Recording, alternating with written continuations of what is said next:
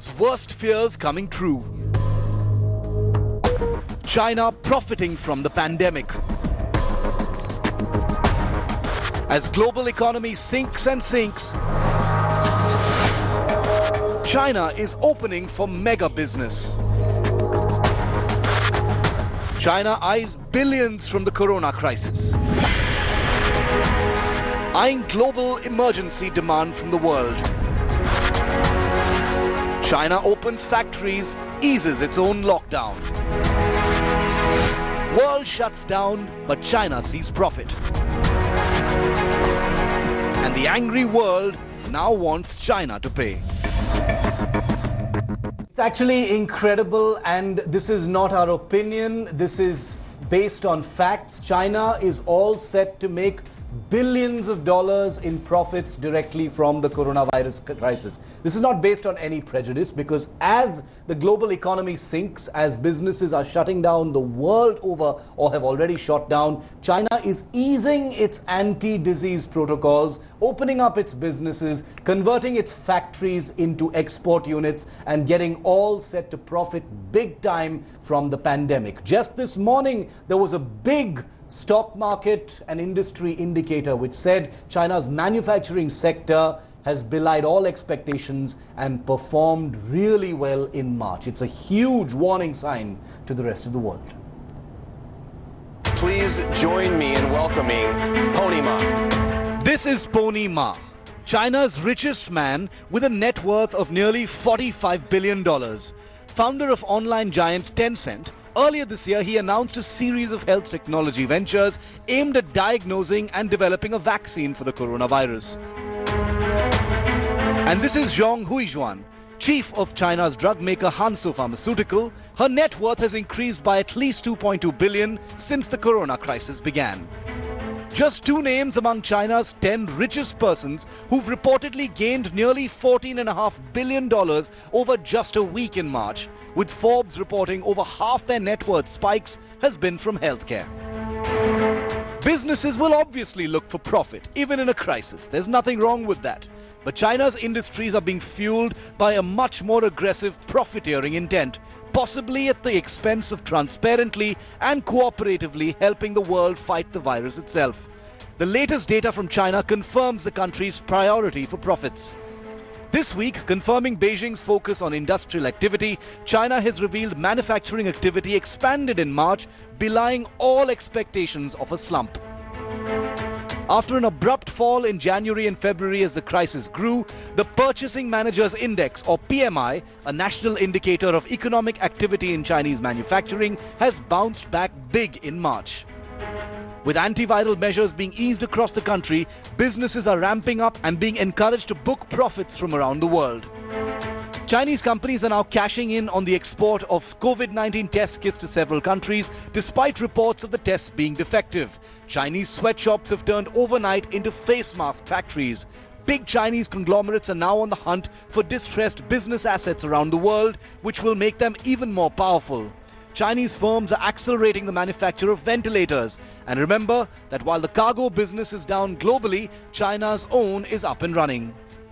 While a US advocacy group has filed a global lawsuit against China to the tune of $20 trillion, a staggering figure that exceeds China's own GDP, the true worth of China's gain from the current crisis is still being determined.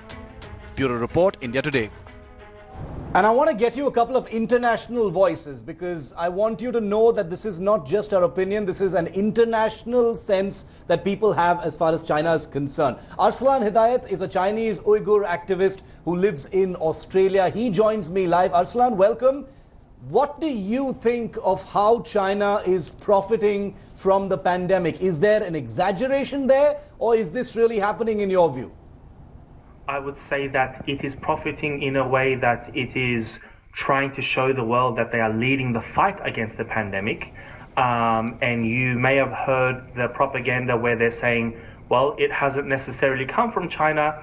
It most likely came from the US Army, and blaming it on the US. And some Chinese officials have started calling the virus the American virus. And obviously Donald Trump hit back saying, it's called naming it the Chinese virus. And there is a political game going on here. So they're profiting, they are sending manpower to countries like Italy, resources, sending masks and other medicine to various countries in Europe. And obviously those medical supplies have come back, most of them not working, to be fake. Yes. And so they're trying to spread their propaganda by saying that, it hasn't come from us. This virus is targeting everyone. Yes. But we will lead the world. We will save the world through the various means in our power. And, Arslan, I'm glad you mentioned the defective medical equipment that China is exporting at a cost of millions of dollars to other countries. Spain is one of those countries, as a matter of fact. And in fact, that brings me to Daniel Grasso, who joins me live now. He's the chief of data at El País, which is Spain's main newspaper. Daniel, what are the problems that the Spanish doctors have been facing with the Chinese coronavirus kits? They've been sold to your country at a cost of many tens of millions of dollars. What is the problem there? Tell the world. As you know, the Spanish government bought 9,000 faulty COVID-19 testing kits this week. These were just a small part of different both of testing kits from China that the Spanish government is preparing. Actually, they weren't the biggest, but this problem had a quite important impact because the Spanish government wanted to start quick testing already this week, so they could have more people tested and more people confirmed as infected or not infected. We know that the Spanish government is taking steps to avoid this situation. Actually, they are preparing. They already ordered a boat of 5 million euros. Amazing. From other firms to buy new COVID-19 testing kits that we hope are more accurate. The problem here was that the 9,000 both the 9,000 kits problem was because they were both in a really emergency moment, so with emergency process, and they were not all the alleged features that need to be done in this period. Stay with me, Daniel and Arslan. It's very important to tell all of our viewers, and this is something that's recognized around the world, that alongside this profiteering that China is engaged in a very aggressive, focused manner on raking in these profits during this coronavirus crisis that began in China itself, there is also a parallel propaganda machine that's working overtime to paint China as some kind of a savior and a country that has done no wrong. Here's a look at the Chinese Quad. People are calling it the Quad because this is a 4-tiered propaganda machine. The first weapon is Chinese diplomats who are coercing praise from small countries and planting new theories around the world. The second propaganda weapon is Chinese news organizations, which are very much part of the Communist Party. Their weapon is praising the government, suppressing bad news, and amplifying fake news, like the recent one about how the US Army brought the coronavirus to China. The third big propaganda weapon is, of course, the Chinese social media army and bots. If you are on Twitter and you've said anything negative about China, chances are you know what I'm talking about. These are bots that latch on to any criticism, organize mob social media attacks, and promote praise of China and the Chinese government. And finally, the fourth weapon is the Chinese state censorship itself, where you've got a huge network of censors obliterating negative news and projecting China as a savior. So this is a very, very powerful propaganda machine. Arslan, you have seen this propaganda machine in action. How effective do you think it is performing in this particular viral crisis? So the propaganda is actually very interesting. Right now, they have gotten rid of Wall Street journalists, foreign journalists, especially all the American journalists within China.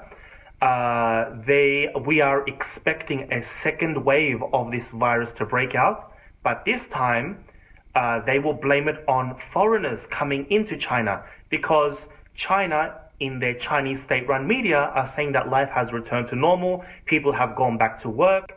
Everyone, it's back to life as normal now. And there will eventually be a second break of the coronavirus. They are already hiding their numbers because it is quite unlikely that the number of deaths in Italy have well exceeded the number of deaths in China. The number of virus cases in the United States has well exceeded China. So they, on paper, will say we've got a second wave of virus cases, but these virus cases haven't come from China, but it is from foreigners overseas. And I believe this is how they will paint their picture second time round. Arslan and Daniel, thank you very much for bravely speaking out. I know that there is a lot of coercion at every level. The Chinese government, the Chinese missions across the country are trying to tell a very, very different story, but we will always tell the truth here on India Today. Hello everyone, this is Rahul Kamal here. Hope you enjoyed this video.